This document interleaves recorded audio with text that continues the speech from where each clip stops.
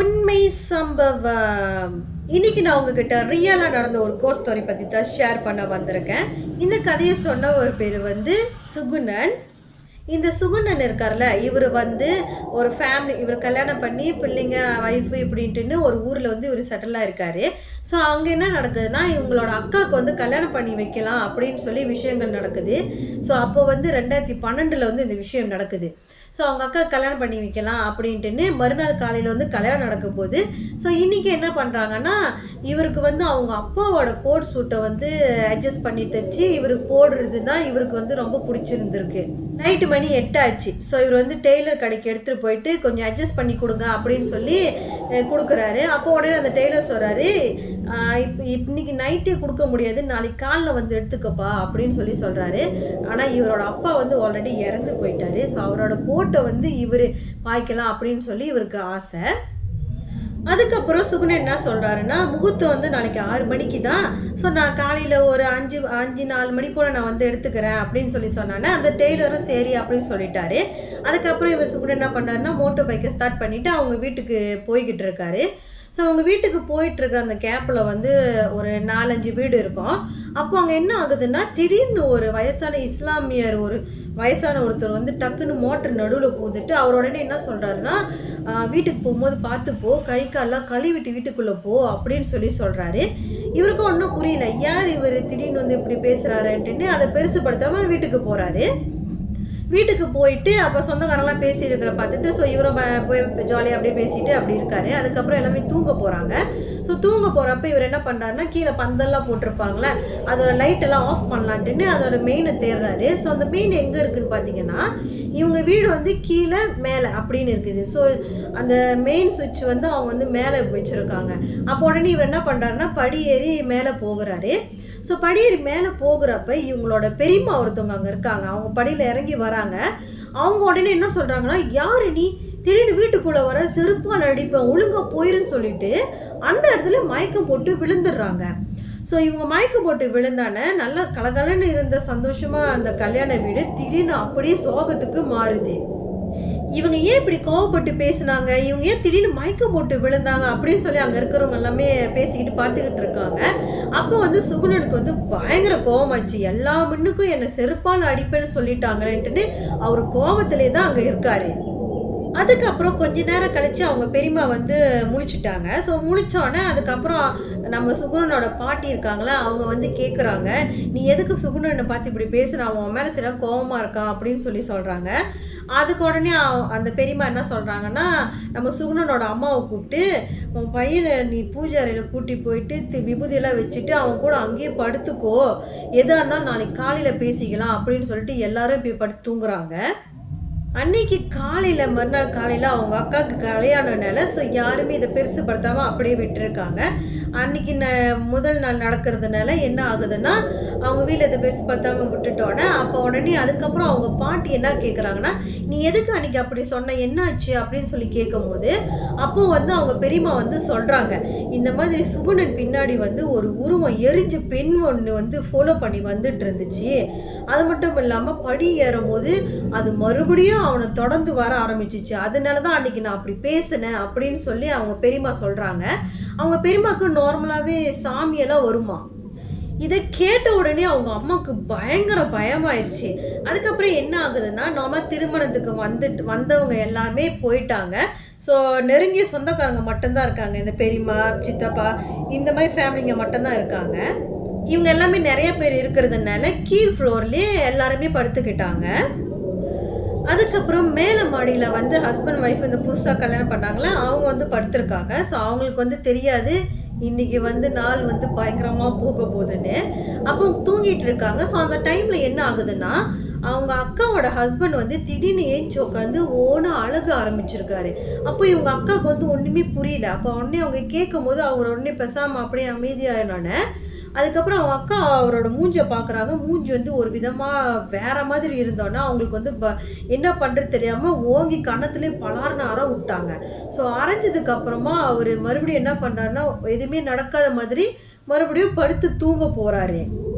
அப்புறம் மறுநாள் காலையில் அவங்க அக்கா கேட்டிருக்காங்க, நேற்று ஏன் அப்படி அழுந்தீங்க, நான் அடித்தது கூட உங்களுக்கு தெரியலையா அப்படின்னு சொல்லி கேட்டிருக்காங்க.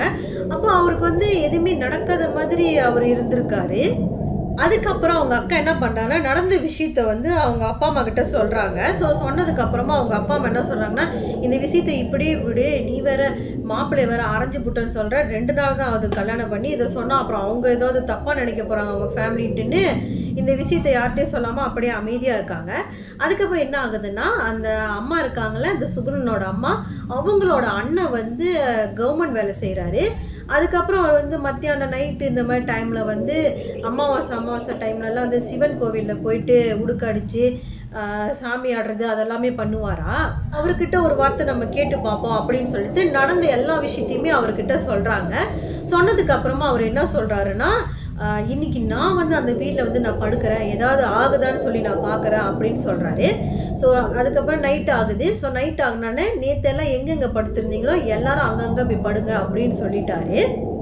அப்படின்னு சொல்லிட்டு அதுக்கப்புறம் இவர் என்ன பண்ணுறாருன்னா, இவரோட ஒரு அண்ணன், இவருக்கு மேலே ஒரு அண்ணன் இருக்கார், அவர் அப்புறம் நம்ம சுகுணனோட அம்மா, இவங்க எல்லாத்தையும் கூட்டிகிட்டு போயிட்டு ஃபர்ஸ்ட் ஃப்ளோர் இருக்குல்ல மேலே, அந்த ஃப்ளோரில் அந்த மாப்பிள்ளை ரூமுக்கு வெளியில் வந்து இவங்க 3 பேரும் படுத்து தூங்குறாங்க. ஸோ தூங்கிட்டு இருக்கிற போது மணி ஒரு 12 கிட்ட ஆகுது. அந்த டைமில் என்ன ஆகுதுன்னா, இந்த சிவன் சாமி ஆடுவார் சொன்னல, ஸோ அவருக்கு வந்து என்ன ஆகுதுன்னா, ஒரு தீஞ்ச வாடை மாதிரி பயங்கரமாக அடிக்க ஆரம்பிச்சிருக்கு. அவர் என்ன நினச்சிட்டாருன்னா, அவங்களோட அண்ணன் இருக்கார்ல, அவருக்கு வந்து இந்த மாதிரி சிகரெட்லாம் அடிப்பாரா, ஸோ அந்த வாடை தான் அடிக்குது போலன்ட்டுன்னு இவர் பாட்டுக்கு மறுபடியும் படுக்க ஆரம்பிச்சிருக்காரு. ஆனால் அந்த வாடை வந்து இன்னும் பயங்கரமாக அடிக்க ஆரம்பித்தானே, இவர் என்ன பண்ணியிருக்காருன்னா, லேசாக அப்படி தலையை தூக்கி மேலே பார்த்துருக்காரு. ஸோ மேலே பார்த்தோன்னா என்ன நடக்குதுன்னா, அந்த புதுமண தம்பதி இருக்காங்களா, அவங்க ரூம்பு வாசப்படி முன்னிக்கு அந்த எரிஞ்சு போன ஒரு பொம்பளை வந்து அங்கே நின்றுக்கிட்டு இருக்குது.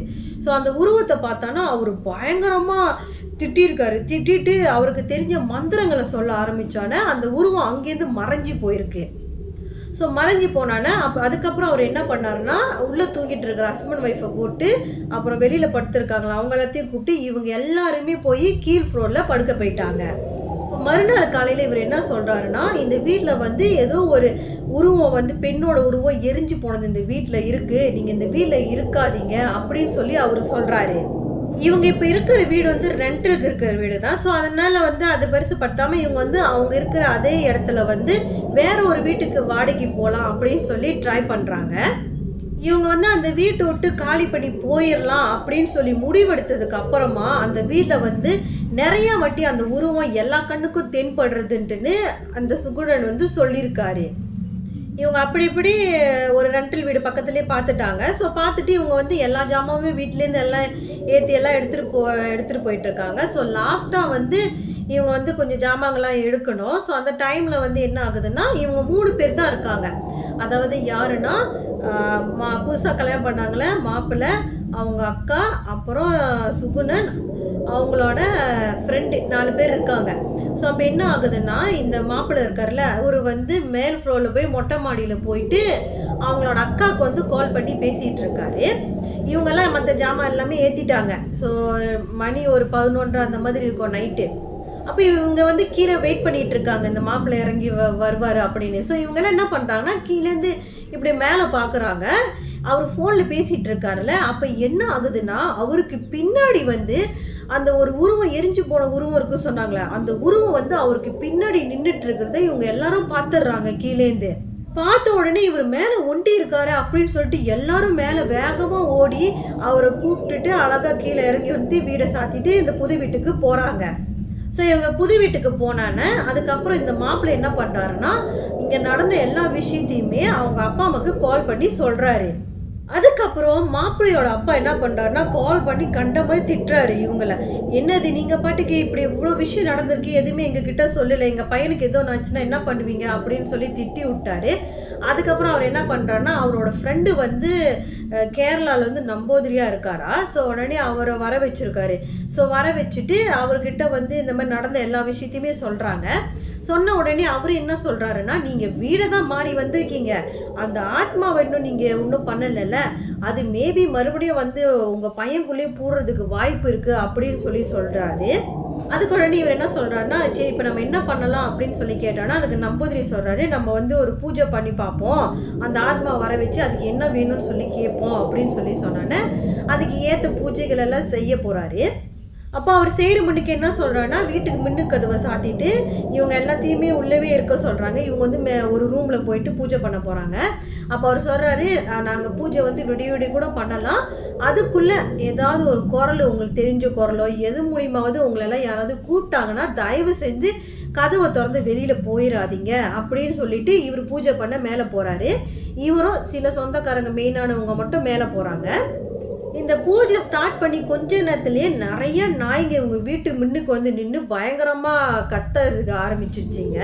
பூஜை வந்து 12 மணிக்கு மேலே ஸ்டார்ட் பண்ணதுலேருந்து ஒரு 3 மணி வரைக்கும் பூஜை நடந்துக்கிட்டே இருக்குது. அது வரைக்கும் வந்து நிறைய வாய்ஸில், தெரிஞ்சவங்க வாய்ஸில், பக்கத்தில் இருக்கிறவங்க வாய்ஸில், இந்த மாதிரி அவங்கள கூப்பிட்ற மாதிரியெல்லாம் முன்னுக்குலேருந்து கூப்பிட்டுட்டு இருக்காங்க. ஆனால் நம்பூதிரி சொன்ன காரணத்தினால இவங்க யாருமே கதவெல்லாம் திறந்து போய் பார்க்கவும் இல்லை, ஒன்றும் பண்ணவே இல்லை. உள்ளுக்கு நான் இந்த முக்கியமானவங்கெல்லாம் போயிருக்காங்கன்னு சொன்னல, அப்போ வந்து என்ன ஆகுதுன்னா, அந்த நம்பூதிரி வந்து சத்திய வாக்கு வாங்குறாரு. இவங்க எல்லாமே சத்தியம் பண்ணுறாங்க, இதுக்கு மேலே இந்த ஆத்மா வந்து இவங்களெல்லாம் ஒன்றும் பண்ணக்கூடாதுன்னு சொல்லி சத்தியம் வாங்குறாங்க. அதுக்கப்புறம் என்ன ஆகுதுன்னா, அந்த நம்பூதிரி அந்த சத்தியவாக்கெலாம் வாங்கினார்ல, அதுக்கப்புறம் அவர் வெளியில் வராரு. வெளியில் வந்தானே இந்த சுகுணனோட அம்மா அப்பாவும் என்ன கேட்குறாங்கன்னா, என்ன ஆச்சு, யார் அந்த பேய் அப்படின்னு சொல்லி கேட்குறப்ப அவர் வந்து எக்ஸ்பிளைன் பண்ணுறாரு. இவங்க ஏக்குமிலே இருந்தாங்களா, இப்போ இந்த சுகுணன்லாம் ஏக்குமிலே இருந்தாங்களா அந்த வீட்டில். அந்த வீட்டில் வந்து ஏக்குமிலே வந்து ஒரு பாட்டி, ஹஸ்பண்ட், ஒய்ஃபு, பிள்ளைங்க இப்படி வந்து வாழ்ந்திருக்காங்க. 5 பேர் வாழ்ந்திருக்காங்க.